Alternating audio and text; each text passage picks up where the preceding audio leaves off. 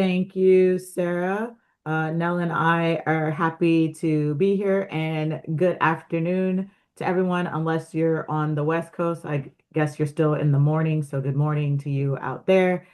I'm Cynthia Bell from the Literacy Assistance Center. I'm a director of numeracy and workforce. And my colleague Nell, go ahead, you can introduce yourself as well. Sure. So I'm Nell Eckersley. I also work at the Literacy Assistance Center, and my area is digital equity projects and digital literacy, blah, blah, blah. Okay, so we're looking forward to the session today. Obviously, Nell and I both like to be interactive as much as possible. So if you ever have any questions, you can type them in the chat box and we'll try to address them as we can. We will try to be as interactive as possible right now. So I am going to give you a warning that we will be using another tool. It works best if you're on a laptop or a tablet. You can access it from a mobile device, but it works best if you're on a laptop or a tablet. So this is designing effective AI professional development from learning objectives to tool selection. And we just have three quick objectives for today.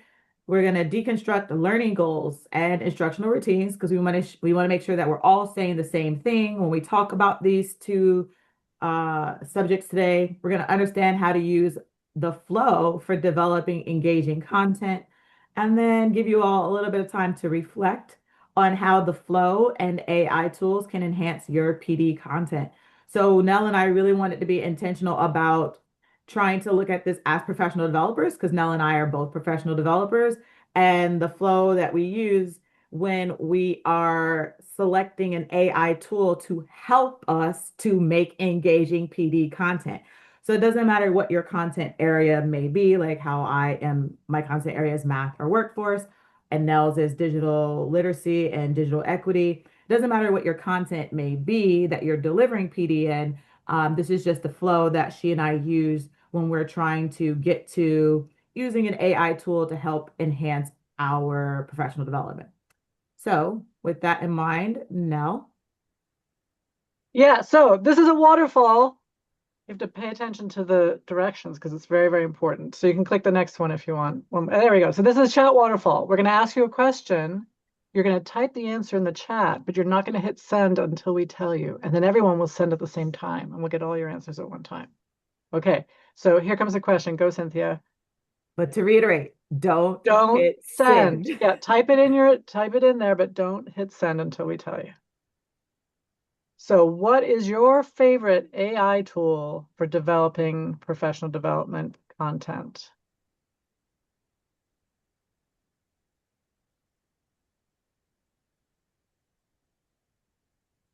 All right. We're going to give you like another, I don't know, 20 seconds to write your answer. Just, at least one of them. You might have many, but one AI tool near your top favorites for developing PD content. And I'm going to count down from 5. And then we're going to hit send when I say 1. Okay. So 5, 4, 3, 2, 1. Send it now. Oh, look at that beautiful waterfall. You guys are I amazing. just realized I was like, we didn't type ours in the chat box. No, I was like typing Yes, really true. I can't quickly. type and talk at the same time. It's a very common issue. Okay, so we see some people who don't necessarily have favorites. We see people who are using several tools. I Claude, see Notebook some people LM. who Yep, use ones that I do. I see yep, Magic School, Padlet Arcade. That was what I typed. yep. Google Notebook. I like Interesting. for some Google LM. Yes, I do love some Notebook LM for sure. Oh, we do have a co-pilot lover in the house. I've only met like two of you, but it's nice to see you, Anita. None. Gemini, I don't know what the rocket is for. Oh, Notebook LM. Just shouting out the awesomeness of Notebook LM. I do not have one. I hope I can learn about some tools. Excellent. Great. Okay. So Excellent. All right. thank you for participating in that. We wanted to at least see like where you all are. And your favorite tool for developing PD might not be your favorite AI tool for other usages, right? Like I type Padlet Arcade, but that's not my favorite AI tool that I use to be more productive in my work or in my personal life, obviously, but it is a tool that I use frequently when developing professional development content. So they might not be the same. All And it right. might be specific to a specific kind of content too. So yeah, anyway. So let's talk about instructional routines and learning goals. We just want to make sure that everybody is on the same page. Give me a thumbs up if you've actually heard of instructional routines or you even use them in your content. They're amazing. I hope that I get a lot of thumbs ups. If I don't, Yay. then Oh you all my are all in the right gosh. place. Oh, you saw that exploding thumbs That up? was amazing, Lauren. Woo, what is that? I've never done that. There we go. Wow. I know. I want to learn how to do that exploding Yeah, thumbs up one. We're yeah. going to learn about that later. Hmm. And then learning goals. So learning goals are about the thinking. And we want to just make sure that we're all saying the same thing, not to be confused with learning objectives. Learning goals are about the thinking. They are the what and the why of a concept or skill. And they're describing like the big idea, the essential concept, or the long-term competency, aka the why does this knowledge or skill matter? Whereas the learning objectives are the, you will know or be able to do, right? Like we set our objectives that they will understand, that they will reflect. But that's not quite what our learning goal is. So we want to make sure that everybody's talking about the same thing when we talk about learning goals. And I don't know why Google just decided to refresh my page. That was really weird. We want to make sure that we're talking about the overall big idea. So when Nell and I were discussing this and I was explaining to her like my understanding of learning goals, for me, especially as a math content person, I always think that learning goal for me in math is like the underlying thing that I gotta sneak in there that they don't really realize that I'm doing, right? It's like it's the big idea. It's the main reason that we're doing this training, that we're doing this lesson, etc.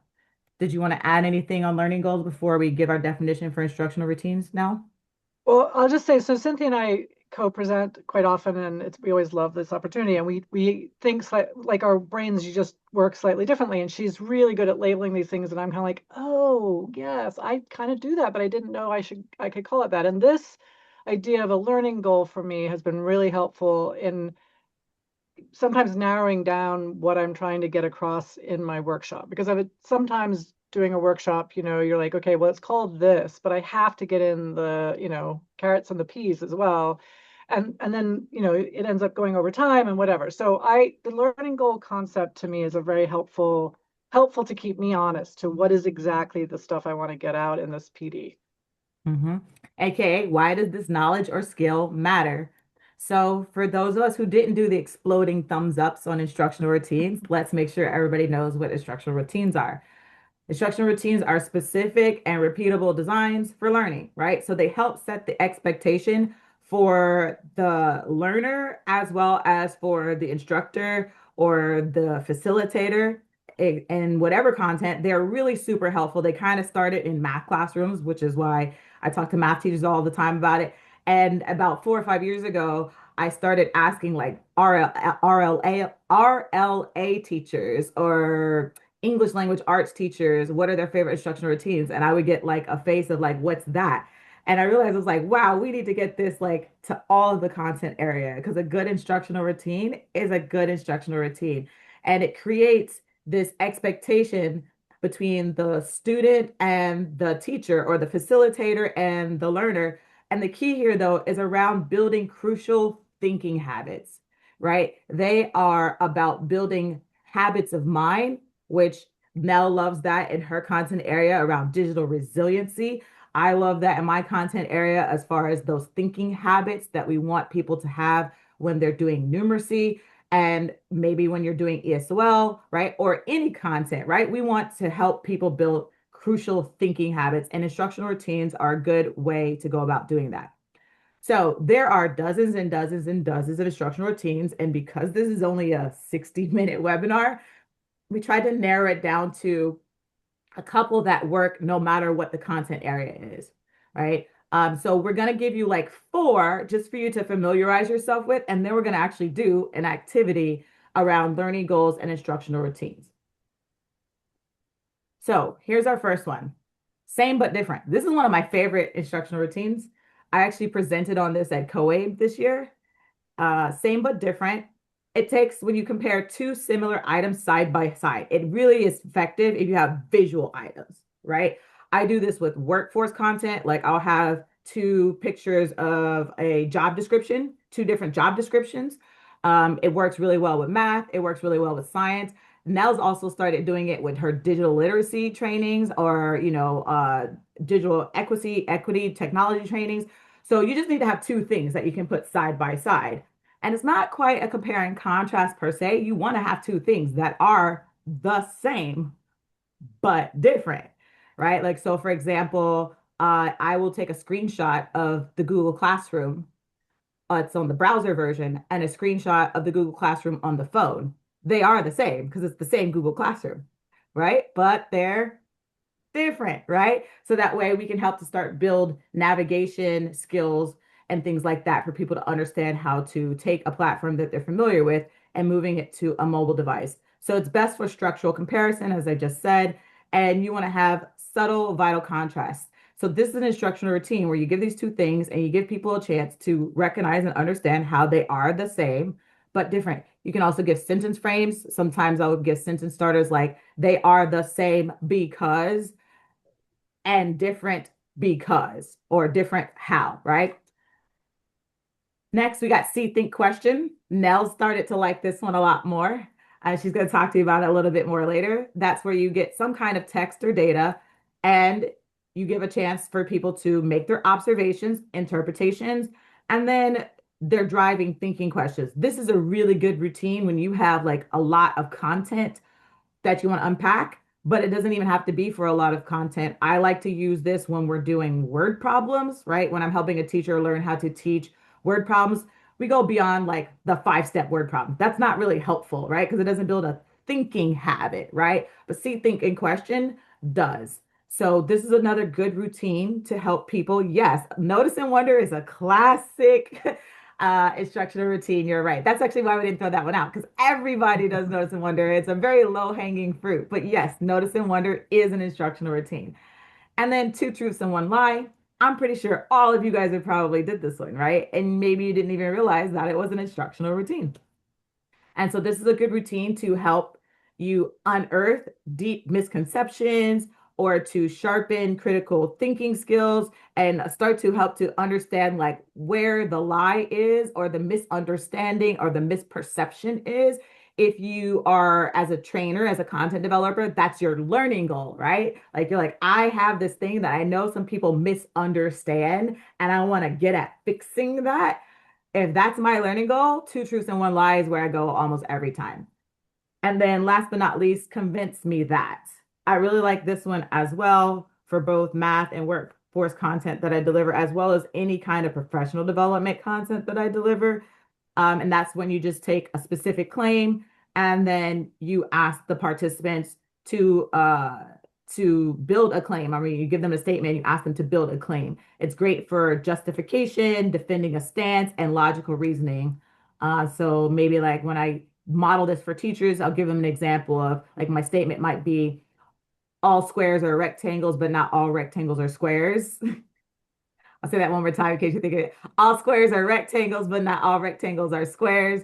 And they would have to write a convince me that, right? So these are 4 instructional routines. I'm going to pause there to see if anybody has any questions about these 4, because we're going to do an activity and connecting them to learning goals. But I want to make space for any thoughts or questions around instructional routines, or if Nell, you want to add anything.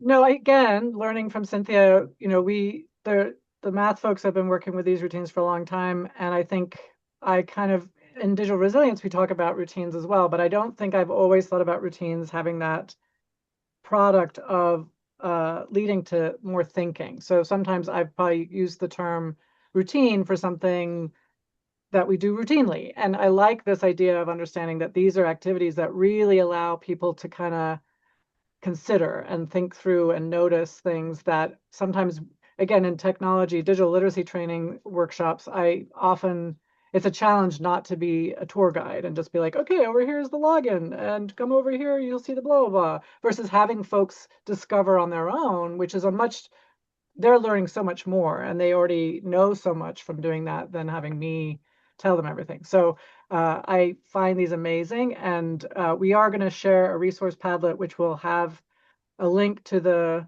to a lot more of these. So if you're looking for routines, we will be sharing those with you. Excellent. Yes, thank you.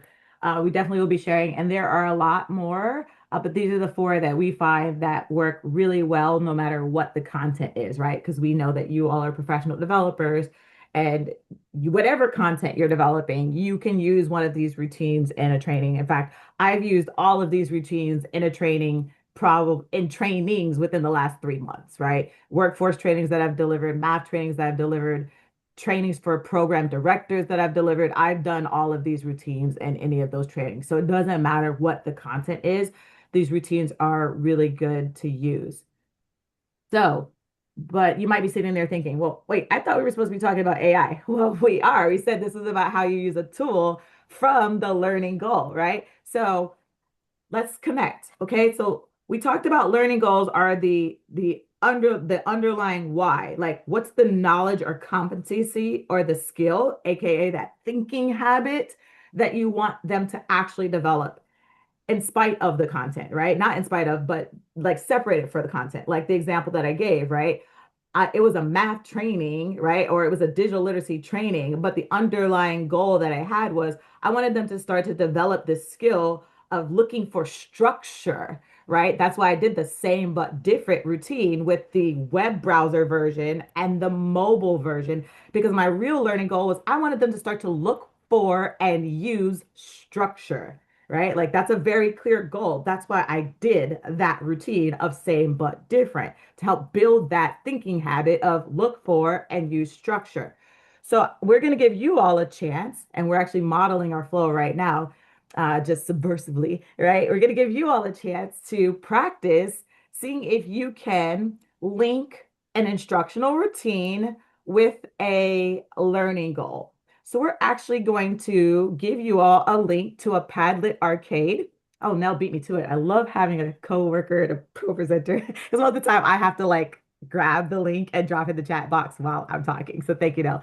So what you're going to do is you're going to click that link and it will take you to a Padlet arcade. This is an AI tool. Some of you all already mentioned it as your favorite. And we're going to just give you all a chance, a couple minutes to play the game. See if you can identify, if you can sort which instructional routine works best with which learning goal. So you should have like the four instructional routines. It looks something like this. You can hit play. You don't even need the live on there. You can hit play and you'll see you have the four instructional routines, and then you can just drag and drop the learning goal that you think works best with that instructional routine. I'm gonna give everybody about a minute and a half to do it, and then we'll take some thoughts or feedback. Maybe you did it and you saw that you got two wrong and you're upset about that and you want to do it again. Feel free to do that, right? If you're a little competitive like me, you see you want to be at the top of the leaderboard, feel free to do it again too.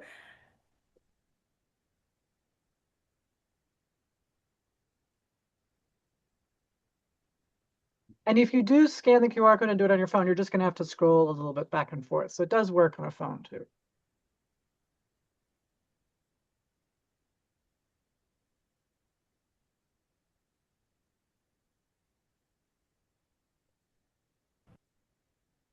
I would share my screen and show it, but I already know the answers because I'm the one who designed it. So that would be cheating. If you finished the game, drop in the chat box. Let us know your thoughts on it, on whether or not you agree with your learning goals sort. If you got them all right, how do you feel about that? If you got them all wrong, how do you feel about that? Right? We just want to give you all a chance to start really connecting like a learning goal to an instructional routine.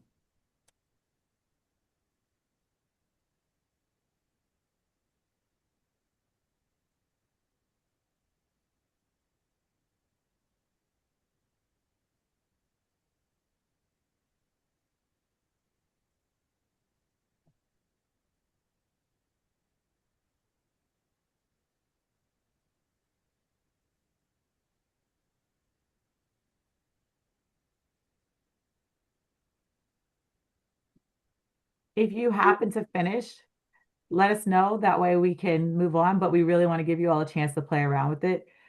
Every time I've ever introduced a Padlet arcade game to a set of instructors, they immediately love it, especially my workforce instructors, right? They're like, oh my gosh, this is going to make this so much better for me to do, da da da da.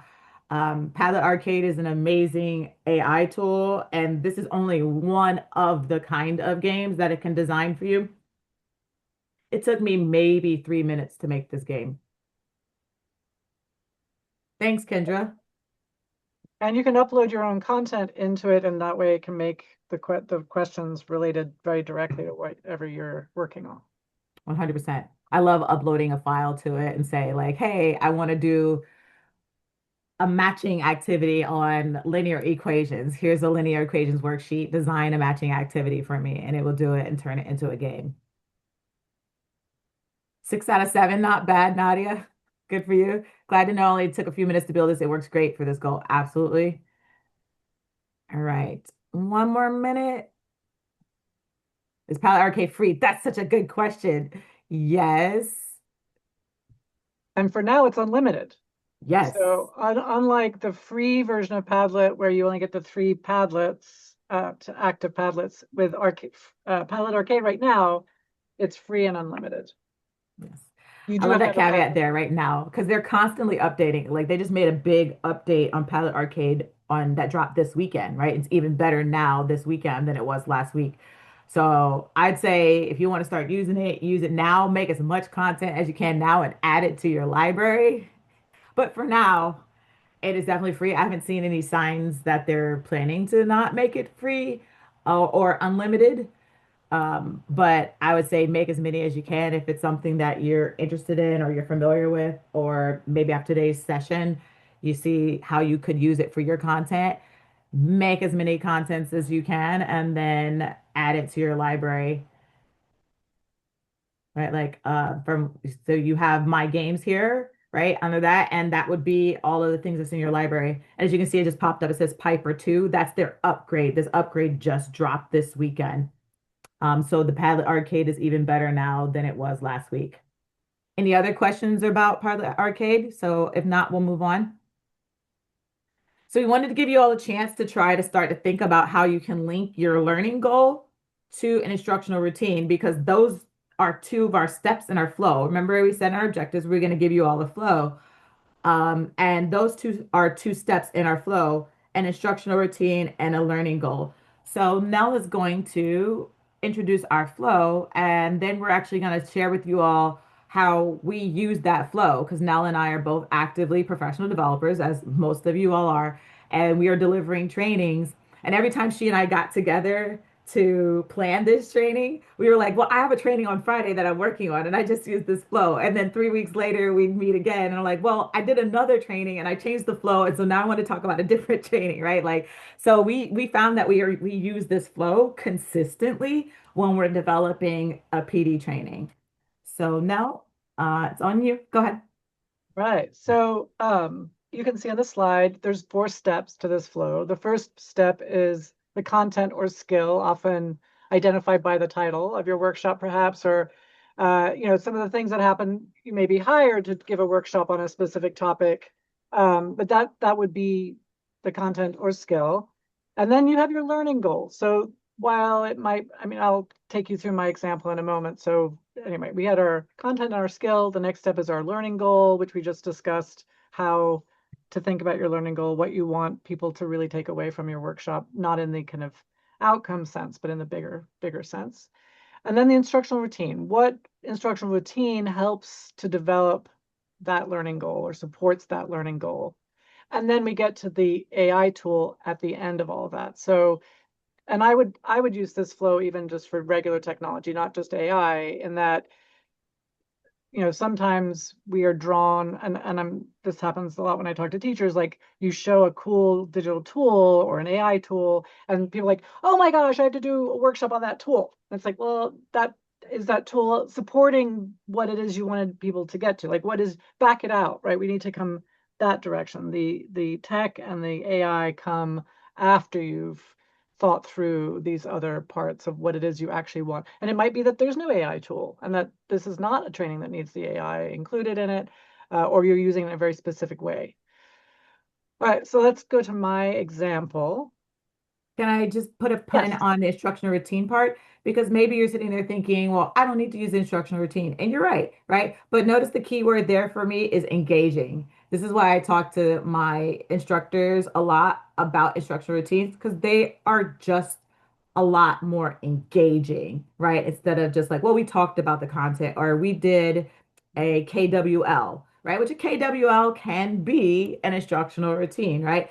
But there are lots of instructional routines that you can use to make it more engaging, which is why that step is always there for me, right? It's the vehicle that I'm going to use to either assess, right? For me to understand like where they currently are or to deepen or develop whatever content or skill that was identified at number one to begin with.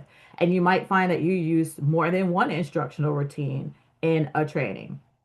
So just want to put a pin there as far as like that this is for engaging content. I just find in my like 10 years of doing PD that using instructional routines just makes it way more engaging. So Nell's And gonna model for us Kendra her use of mentions the flow. in the chat, like backwards design. I think that's a way to think about this. I used to talk about something called the post method, which is also this, where you start with the people, your objectives, your strategies, and the technology. And again, with that idea that the technology comes after all of that stuff. So you've already thought about who's involved, what is it you want to get across, what are your routines and strategies for doing that, and then how can tech or AI support that? Right, so yes, next slide. Oh, here I am. Okay, so the example that I have is a workshop I had to put together on the title of the workshop was, let's see, let me get it up here.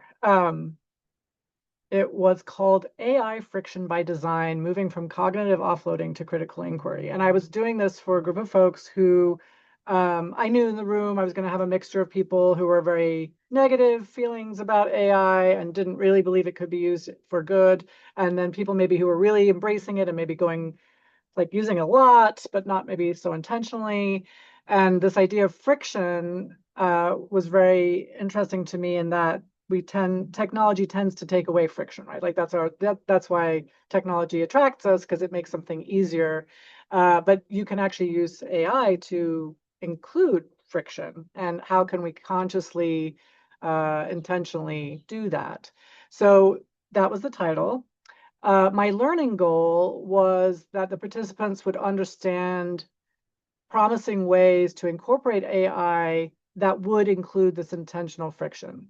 Um, so that was my overarching thing. Like I had my learning objectives were much more practical. Like they'll know how to do this. They'll be able to log into that. They'll be able to find this. But my overarching goal was that they would have that idea, that those thoughts in their head.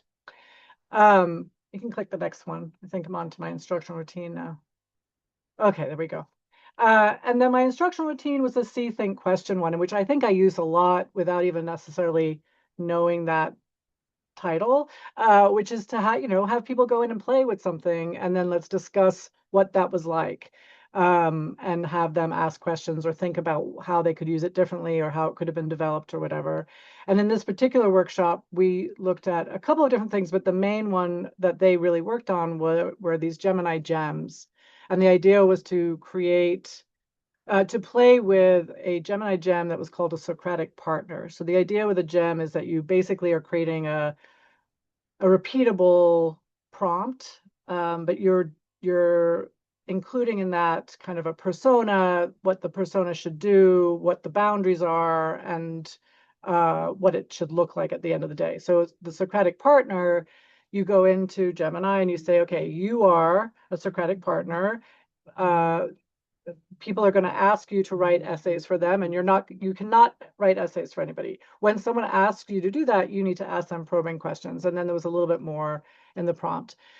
So you put that in, you create your gem, you give the link to the gem to your folks, and they click on that. It looks just like Gemini. They type in, write my 2-paragraph essay on my whatever book you're reading, and it will come back and say, oh, you're reading, the example I used was Jaws, because I was just reading Jaws for my book club.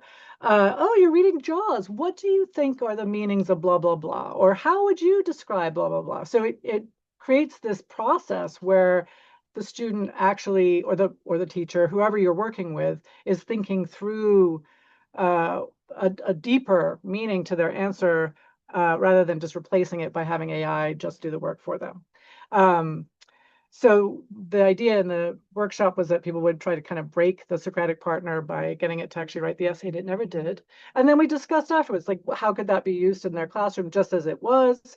How could they create their own gems? Gems can be, anything. I made another gem that was you can tell the gem negative your negative thoughts, and it will turn it into a 4-line poem, which is really lovely.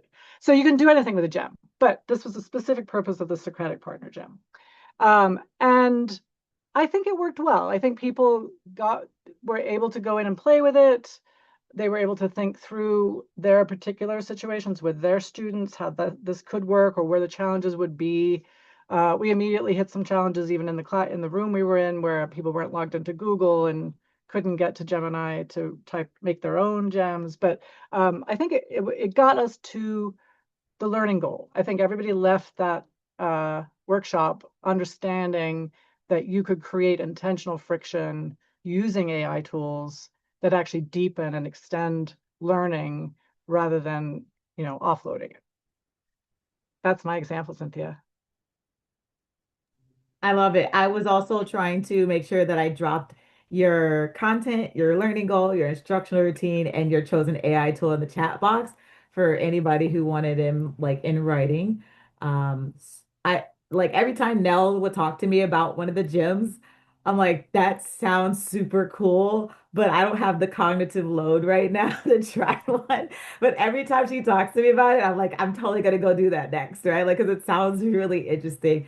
And I want to figure out how I could also use that in one of my trainings as well. I think it sounds like a really great tool. I know that you've been doing some training and really good trainings on that.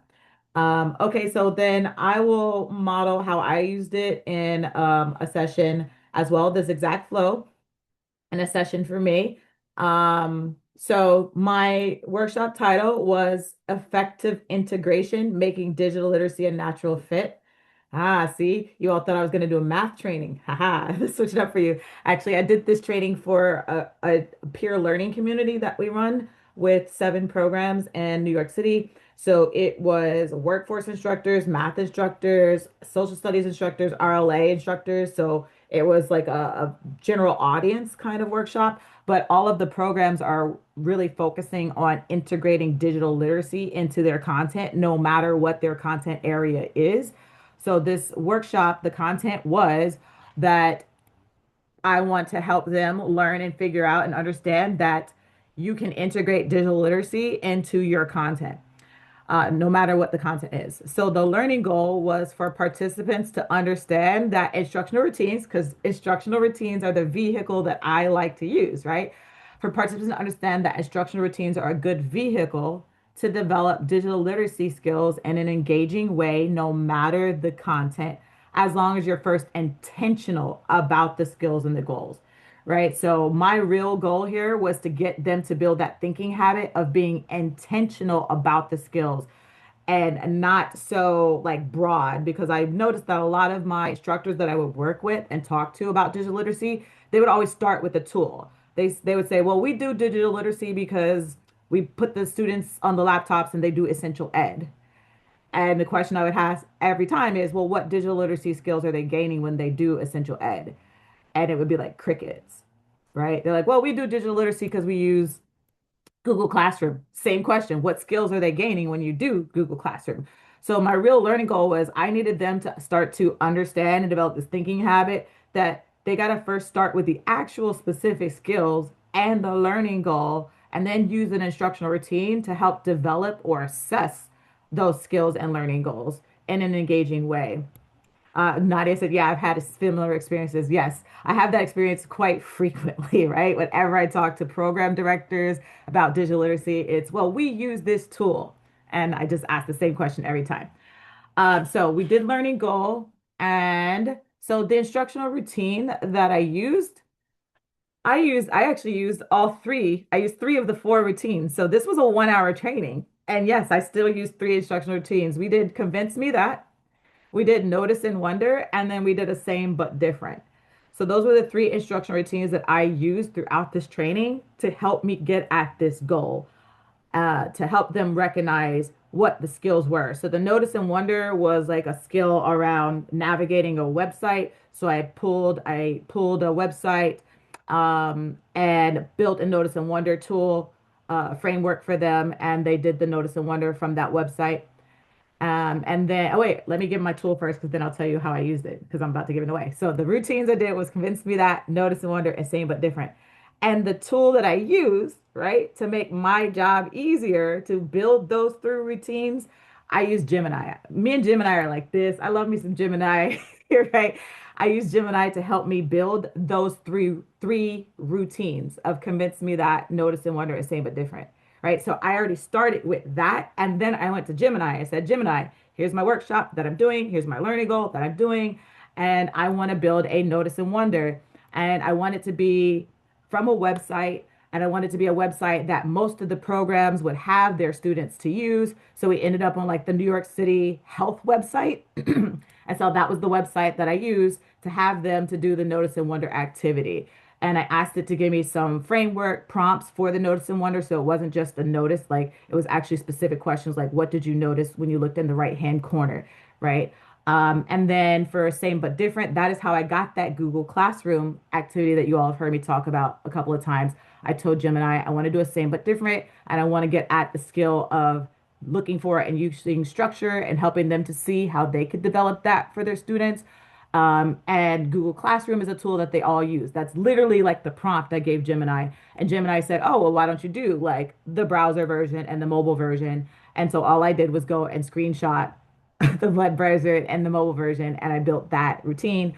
And then for the Convince Me That, we did a Convince Me That around writing communication, because that digital literacy skill of communication. So I wanted to help model for them how they could develop that. And it gave me the idea of a prompt for if writing an email to your boss saying that you're going to be late for work. So it actually developed the email for me so that I could use that email in my Convince Me That routine, right? Instead of me sitting there at my computer trying to figure out how to write the email for the routine, Gemini wrote it for me. So that is how I used the tool to help me develop my instructional routines for the training that my learning goal was. I want them to see that this can work in any content area as long as you are intentional about the digital literacy skills first, right? So that's how I ended up going from 4, 3, 2, 1 or 1, 2, 3, 4. So that's my example of modeling how I use this flow. And as Nell said, and I said, I use this flow quite often. Whenever I do a training, whenever I'm putting together a training, this is the flow that I use, especially now when I'm using AI, right? Like AI is just going to help me do my job so much better. Whereas before it was 1, 2, and 3, and then I'd spend like 3 hours building the instructional routines. And now I spend half the time and get even better routines because I'm using a tool. So, any questions about that? Because we're going to give you all a chance to reflect because that was one of our goals. Jose said, we made a checklist to identify foundational digital literacy skills that tie the effective use of the tech tool and the goal to be reached. That's really helpful, right? Yeah, that's what we need, right? I'm constantly giving a digital, I like to use the Seattle skills framework. I know, Nell, you like which one? You like the one from Minnesota. What is the one? Yeah, I've been using North Star's standards more lately. Gotcha. But either way, we're like, we know we need to put like actual concrete skills in people's hands, right? Like, so that it's not just this abstract thing for them. Bridges and North Star, we use both. There you go. Okay, we're on the same page. Any other thoughts or questions about the flow? Because that was our learning goal for today, right? Was to help us and all as professional developers to think through a flow of how do we get from our learning goal to the chosen AI tool to develop engaging professional development content, no matter what the content is. So now, So we did put together a resource Padlet. I put the link in the chat. And it basically covers all the things we covered today. So you're going to have a little bit more access. I know it sounded like some folks were looking for AI tools. So we have a list there of the chatbots type tools, but also some tools that are particularly made for education, like the arcade that we played, the Padlet arcade. I included there EduGems, which is a list of like an amazing list of gems made by a man named Eric Kurtz, who does some fantastic work. And you don't have to use his, but he's happy to share them, and then or you can go in and play and make your own. So we talk a little bit about what learning goals are, why, what's important. We grab some stuff from a website that talks a lot about learning goals. Then we have our instructional routine. So this is a link out to the Adult Numeracy Network where they have examples of, I don't know how many, Cynthia, many, We many have different. 34 instructional routines Yes. and counting. Yes. And some of them are very math specific, Yes. but you can always, even if it starts off as math, like noticing patterns for me is such an interesting one because I've used that even in my own life. Like I get very when I'm doing my digital literacy work, I talk a lot about how around the digital resilience piece, like how do you overcome, you're always going to bump into something and you don't know how to do it. And for folks who've had that experience a lot, they might have some real emotional relationship with math, tech, whatever it is. And so it sends them spinning off into all the other failures or all the other times it hasn't worked. And I had that a little bit about with knitting. So I want to be a knitter and I do knit, but I have a lot of problems with knitting. And my general technique for handling a problem with knitting is to put it away for a year. So noticing patterns was like before I hit a problem, if I could notice, like, this is what it's supposed to look like when it's going right, it made it so much easier to notice when I dropped a stitch or something, which is something I hadn't taken time to do before. And I'd say the same with tech, right? That noticing one of the activities I've often done is we do a lot of work with Google, and I might show you a file drop-down menu from Google Docs and a file drop-down menu from Google Slides, and have folks compare them. They're really similar. There's only like three things that are different, and by Same but noticing, different. same but different, but noticing that I think can really help people realize they know a lot already. Like you might feel really good about Google Docs and you feel like you don't know anything about Google Slides, but you already know a lot. So that kind of activity, yeah, those instructional routines are fantastic. So that wasn't a noticing patterns one, but I have used noticing patterns in my tech stuff too. And then we have AI chatbots, as I mentioned, and a lot of those were the ones that you guys listed in your favorite tools. And they really are, they can do a lot. So you can go there and ask them to do things and they'll do them for you. Um, the next tab was the EdTech AI tools. So these are specific tools that have teaching as their goal or learning as their goal. And they're very definitely worth checking out. I know some people mentioned Magic School or School AI, I think was listed as well. I'll say Diffit is actually one of my favorites. And then Palette Arcade, absolutely love. And then these EduGems I'm working on. Like I'm really intrigued by them, and I'm just trying to still figure out quite how they work in education or for my own learning. Um, so worth checking out. And Eric Kurtz is definitely a person to follow if on YouTube or wherever to see the stuff he's doing because he does amazing stuff. And then the Can I materials plug have a link to Can our I site. plug Yeah, Economy Go? Because no one yes. mentioned that one. That one is my third favorite one to use as a professional developer, but also as an educator. So I did just want to plug that one, right? It's the AI tool from Khan Academy, right? However you may or may not feel about Khan Academy. I do really like their AI because it has a number of different tools in it, just like Magic School. And the one that I introduced to my teachers the most is the Refresh My Knowledge one. And every one of them are like, oh, what? Because I'm like, what if there's something that you haven't taught in a long time, right? Like you find yourself having to sub for the math teacher at your program that day, and that math teacher was teaching linear functions. And you're like, what? I'm like, I'm going to Khan Amigo, refresh my knowledge, and I'm typing in there. And it is different than Googling or Gemini because it will actually quiz you on specific things that you don't really know or understand. And it will also give you like questions that students might ask you. That's what most of my teachers love, right? It'll say, what if a student asks you this? How would you respond? And so I really like making sure that all of the teachers that I work with know about that refresh my knowledge tool um, as one of the tools under the Conmigo AI ecosystem. So I did want to just plug that because I noticed that none of us said it was one of our favorite tools. That doesn't mean you haven't heard of it, but I did want to just draw it to our attention because all the other ones I think were mentioned. So I wanted to just put a plug there, particularly for that refresh my knowledge one. And then it also has one as far as real world content, right? Like you could take whatever your content is and it will make it relevant to a specific real world thing that you ask it to do. So it does have a number of tools inside of it, like much like School AI and Magic School. So I just want to plug that. Sorry, continue now.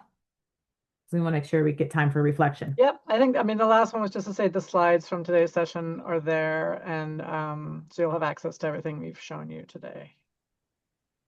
And that's it. Excellent. Yeah. Okay. So Nell gave you the link in the chat box. You can also scan the QR code if you want to have access to the Padlet. The ANN Adult Numeracy Network website is a really good place to find out more about instructional routines.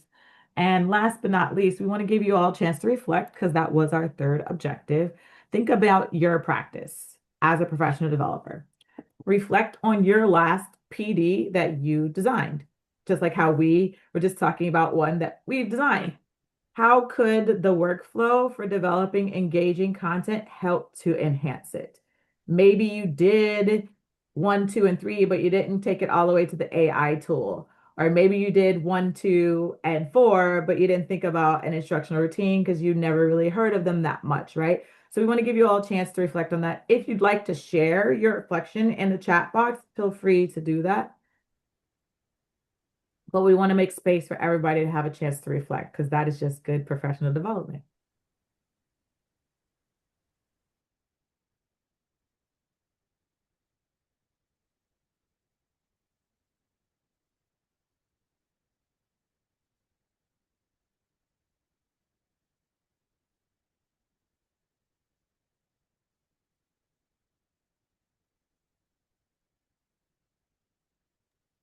Since this isn't a true webinar, right? Everybody, they have the ability to unmute themselves. Is that correct? Right. So if anybody would like to share or reflect out loud, you can do that as well.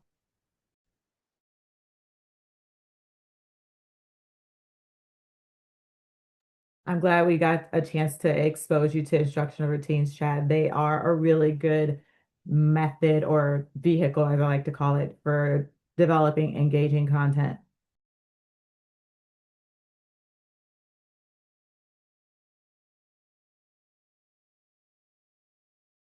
Good point, Anita, right?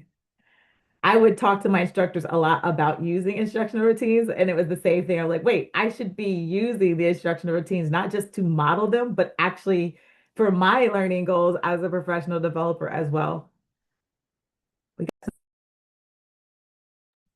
Jose created a rubric. Nice.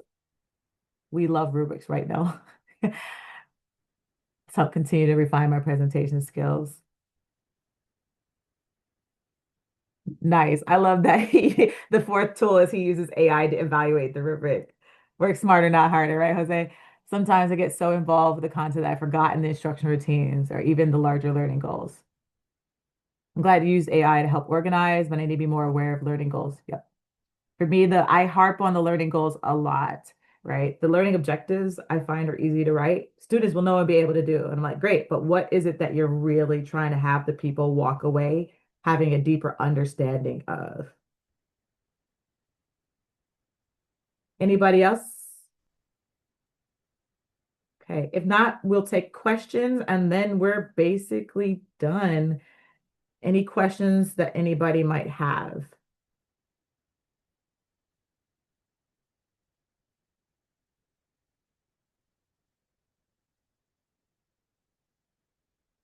Good point. Yes. I always say to my instructors, a good routine is a good instructional routine is a good instructional routine. It should not have to be like content specific. Like as a math teacher, I shouldn't feel like I can't use the KWL, right? I shouldn't feel like, oh, that's just for the literacy teachers. I'm like, no, I'm going to figure out how to use KWL in my math instruction. Now go ahead and just unmute yourself. No, just to say, yeah, no, just ready for questions. I did add to the Padlet the Harvard link for thinking routines, and then I added the Triple E framework teaching strategies, which are a little adjacent to this. They're all not all routines per se, but it's that idea again that good teaching is good teaching, and the tech should support that. So the AI or the tech should support the teaching and learning strategies that we know work and thinking routines. And I want to give you credit, Nell, as she's our technology person. And so I hear her voice in my head a lot when I'm designing PD, right? It's like, don't start with the tool. And an analogy that she gives all the time is just because you want to listen to music doesn't mean you should buy a car, right? Like, it's like you might just need to buy an iPod, right? Like you shouldn't buy a car just because you want to listen to music, right? Because sometimes I'll get caught up. I'm like, oh, this tool. I want to show my teachers this tool, but I'm like, that's the buying the car. I need to just buy the iPod. So, I appreciate the check that she gives me. So I thought I'd share that as well because it is really helpful to keep that in mind, especially with that step 4 of the AI tool. There you go. Oh, I'm stealing that. You're welcome. See now, credit Nell Eckersley Yeah. from the LAC. There you go. Okay. If there aren't any questions, I think we're done, right? So here's our last slide. If you have questions, maybe later on you think about it and you're like, hey, what about this? What about that? Here are our email addresses that you can reach Nell and or myself at. And we thank you all for coming. We hope this was helpful because we really didn't want it just to be like a workshop about AI tools. We wanted it to be something that we as professional developers could think about how we can use the AI tool to continue to enhance the work that we do while still making it a little bit easier for us while we do the work that we do. All done. Sarah, do you get the last word? I don't know what happens next because I'm going to stop sharing my screen.